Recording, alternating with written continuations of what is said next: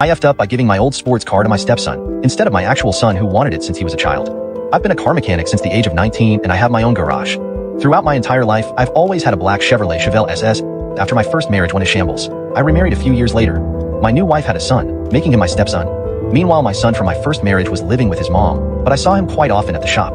He dropped by occasionally to say hello or look at the cars I had in the shop. A while later, my ex-wife and son moved a few states away. After that, I spoke to my son mostly on the telephone and saw him maybe once every 4 months.